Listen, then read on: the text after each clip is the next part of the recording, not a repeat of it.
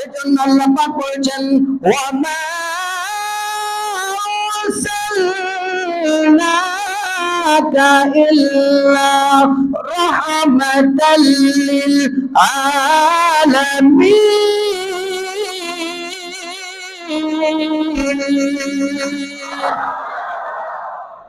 হালিমাতুস সাদিয়া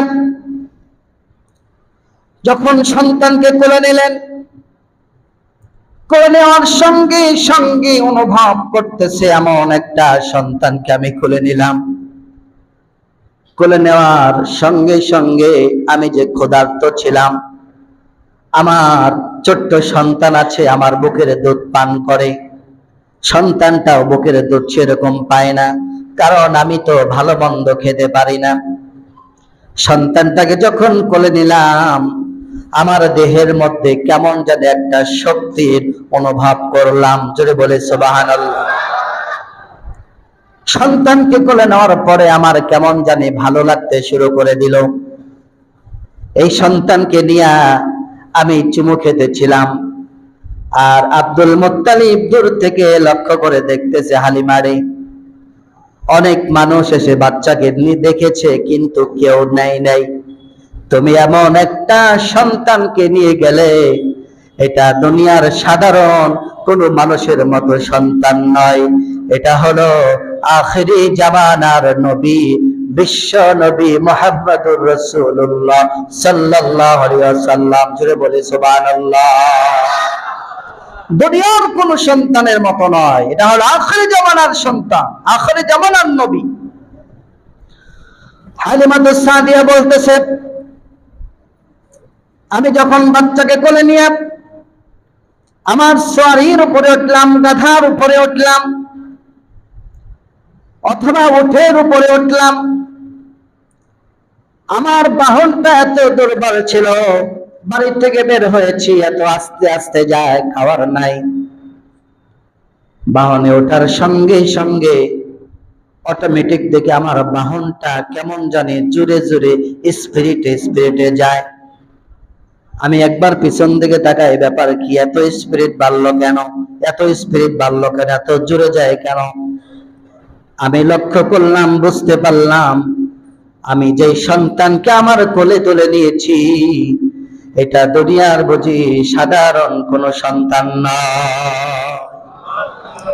এই সন্তানকে কোলে নেওয়ার পরে আমার দেহের মধ্যে দুধ বেড়ে গেছে। সুবহানাল্লাহ বল। আমার বাহনটা, আমার খচ্চর গাধাটা শক্তিশালী হয়ে গেছে। শুধু তাই নয়, হালিমাতুস সাদিয়া বলছে, আমাদের যে উটটি ছিল একেবারে দুর্বল, দুধ দিতে পারে না। আমার স্বামী যখন ওই উটের নিকটে গেছে, দুধ দোহানোর জন্য যখন যায়, গিয়ে দেখে হাত দেওয়ার সঙ্গে সঙ্গে আগে যেমন দুধ হতো তার চাইতে কয়েক পার্সেন্ট দুধ তার দহনের মধ্যে বৃদ্ধি পেয়ে গিয়েছে। শুধু তাই নয়, আমরা চলতে শুরু করলাম। চলতে চলতে যারা দুপুর বেলায় বের হয়েছিল বাড়ির দিকে, আমরা বিকাল বেলায় বাচ্চাকে কোলে নিয়ে রওনা করে তাদেরকে ধরে ফেললাম। আল্লাহু আকবার। সকাল বেলায় দুপুর বেলা বের হয়েছে ছোট ছোট বাচ্চাদের নিয়ে, আর আমরা বিকালে বের হয়েছি। বের হওয়ার পরেও আমাদের গাধাগুলো দুর্বল ছিল, এমন সবল হয়েছে আমরা তাদেরকে সাথে ধরে ফেলেছি। সবাই অবাক হয়ে তাকিয়েছে, ব্যাপার কি?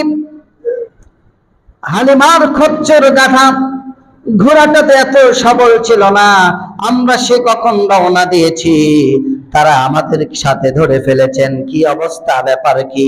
কি এমন পেয়েছে যার এত মূল্যায়ন, এত মর্যাদা বেড়ে গেল?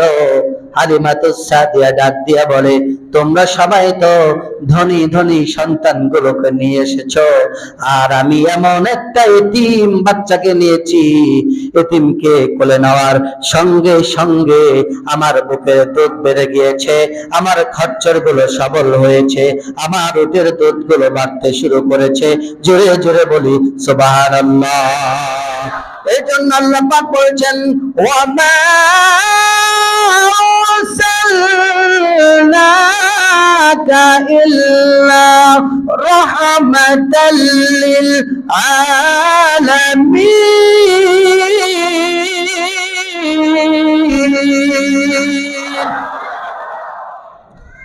আল্লাহ রাব্বুল আলামিন সূরাতুল আম্বিয়ার মধ্যে ডাক দিয়ে বলতেছে, দুনিয়ার মানুষ, তোমাদের নবীকে আমি আল্লাহ পাক প্রেরণ করলাম, রাসূলকে প্রেরণ করলাম বিশ্ববাসীর জন্য রহমত। ছোট্ট থেকে যদি রহমত পাওয়া যায়, আখির জামানার নবী বিশ্ব নবী মুহাম্মদুর রাসূলুল্লাহ সাল্লাল্লাহু আলাইহি সাল্লামের জীবনে কত রহমত ছিল, কত বরকত ছিল। সাহাবায়ে আজমাইন রাসূলের সঙ্গে যখন ঘোরাফেরা করেছে তখনই বুঝেছেন কত রহমতওয়ালা, কত দয়ালু, কত প্রিয় নবী বিশ্ব নবী মুহাম্মদুর রাসূলুল্লাহ সাল্লাল্লাহু আলাইহি সাল্লাম ছিলেন। জোরে বলি সুবহানাল্লাহ। কত নিয়ামত পূর্ণ নবী ছিল। আল্লাহ পাক আমাদেরকেও নিয়ামত রহমত স্বরূপ প্রেরণ করেছেন, যেই নবীর সাথে গেলে ওই নবী আপনাকে আমাকে জান্নাত পর্যন্ত পৌঁছায় দেবে।